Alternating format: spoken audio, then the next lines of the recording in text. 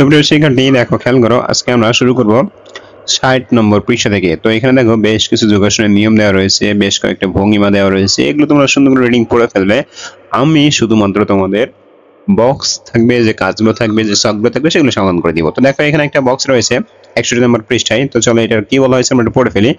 দেখো সরল ভাষণে যা যা করতে হয় তার একটি প্রবাহ চিত্র তৈরি করে সরল ভাষণ অনুশীলনের ধাপসমূহ বক্স আকারে নিচে ধারাবাহিকভাবে লিখি। প্রবাহ চিত্রের প্রথম ধাপটি করে দেওয়া আছে, বাকিগুলো আমাকে করতে হবে।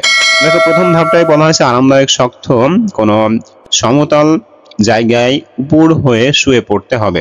তো এটা হলো প্রথম। এখন কথা হলো পরেরটা, তারপরটা এইভাবে পর্যায়ক্রমে আমাকে এখানে লিখতে হবে। তো চলো আমরা এক নজরে বেশ কয়েকটা ধাপ আমরা দেখে আসি। তো দেখো এখানে প্রথম যেটা ছিল সেটা এখানে দেওয়া রয়েছে। তারপর দেখো 2 নম্বর দিয়েছি চিবুক মেঝের উপর রাখতে হবে। 3 নম্বর দিয়েছি হাত দুটি সোজাসুজি ভাবে বা সোজাভাবে শরীরের দুপাশে উরুর নিচে এবং হাতের তালু মাটিতে সমান করে পাতা থাকবে। 4 নম্বর দেখো দিয়েছি হাঁটু উরু ও পায়ের গোড়ালি সোজা জোড়া রাখতে হবে।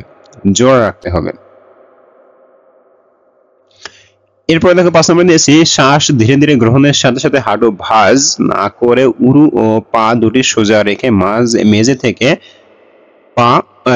পা উপরে তুলতে হবে। এখানে কিন্তু পার কথা বলা হয়েছে।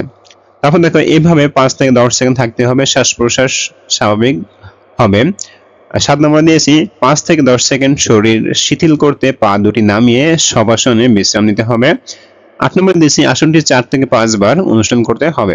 তো দেখো এখানে আমাকে কিন্তু 3টা না 4টা লেখার কথা বলা হয়েছিল এবং এখানে নিচে ফাঁকা দেওয়া হয়েছে। তার মানে এখানে আমরা চাইলে এইগুলো সবই লিখতে পারি।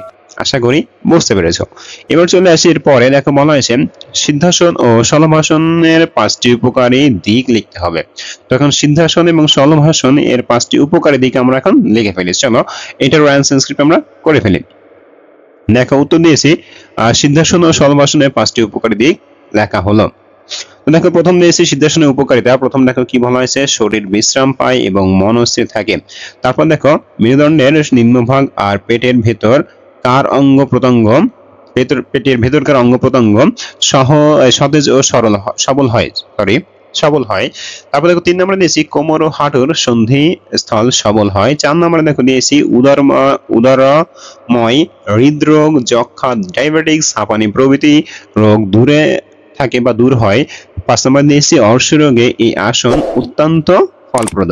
এবার দেখো একইভাবে শলভাসনের উপকারিতা হিসেবে দিয়েছি প্রথমে মেরুদণ্ড ও কোমরের যে কোনো ব্যথা দূর হয়। তারপর দেখো দিয়েছি মেরুদণ্ড নমনীয় ও সবল থাকে, তলপেট ও পিঠের নিচের অংশের মেদ কমায়। এরপর দেখো দিয়েছি উরু ও কোমরের পেশির গঠন সুন্দর হয়। এরপর দেখো বাত ও সাইটিকার আশ্চর্য প্রতিষেধক। আশা করি সুপ্রিয় শিক্ষার্থী তোমাদের এই পৃষ্ঠার সমাধানটা খুব সুন্দরভাবে ইজিলি তোমরা করতে পেরেছো। আজকের ক্লাসটা এই পর্যন্ত। আগামী পর্বে আবারও কোনো একটা পার্ট নিয়ে তোমাদের সামনে চলে আসবো। ততক্ষণ পর্যন্ত সবাই ভালো থাকো, সুস্থ থাকো।